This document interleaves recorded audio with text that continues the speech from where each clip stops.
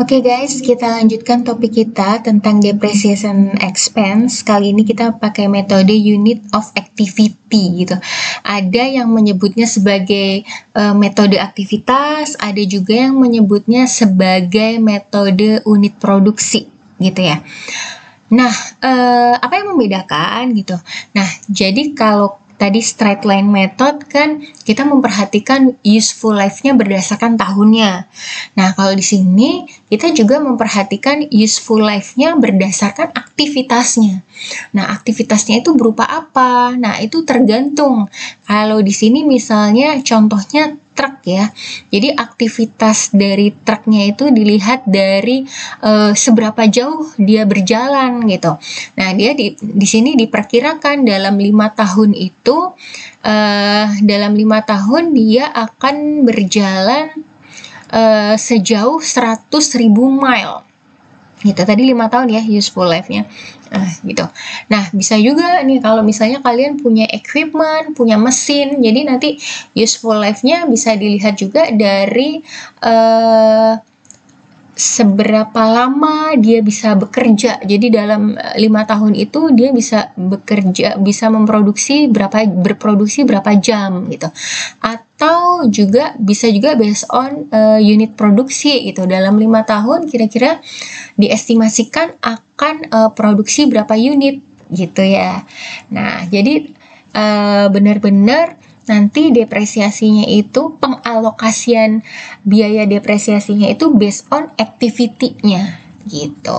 Nah, ketika kita sudah mengestimasi total unit dari activity-nya, nah nanti kita alokasiin lagi tuh untuk setiap tahunnya. Nah, kayak di soal ini, dia kan useful life in mile-nya 100.000 dalam 5 tahun, 100.000 mile dalam 5 tahun.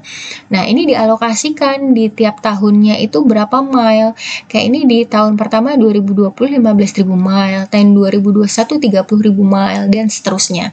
Nah, ini adalah sebagai pijakan activity-nya per tahun. Nah, untuk mengerjakan soal ini, untuk memudahkan kita membuat tabel depresiasi ya. Nah, ini kita masukin dulu nih estimasi activity dia di tiap tahunnya. Ini 15.000, tahun kedua 30.000, tahun ketiga 20.000, tahun keempat 25.000, tahun terakhir 10.000 mile. Jadi kalau di total ini dia akan berjalan kira-kira 100.000 mile. Nah, lalu jadi ini ya, kalau metode straight line, pengalinya adalah depreciable cost. Nah, kalau metode unit activity, maka pengalinya adalah unit activity-nya.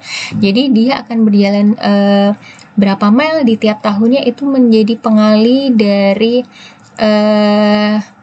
depresiasi per unitnya gitu.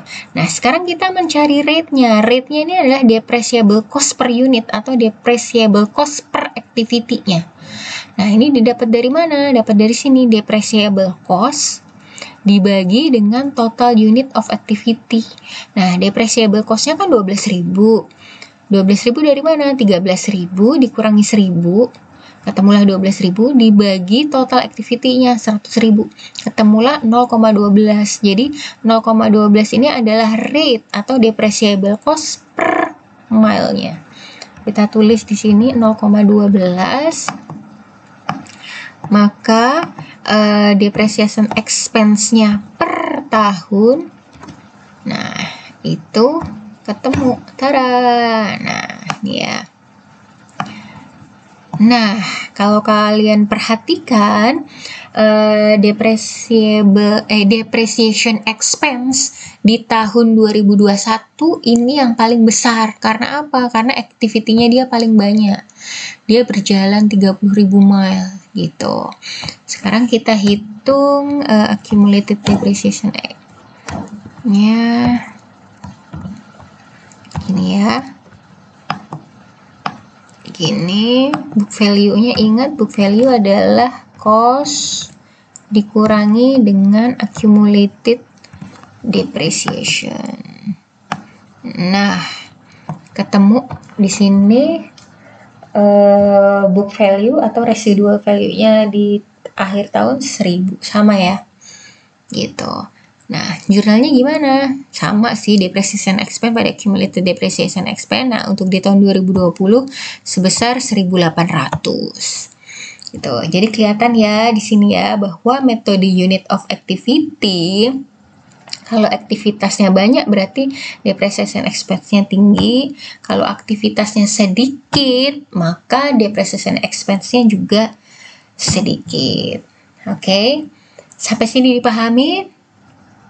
Oke, kita latihan soal. Terima kasih.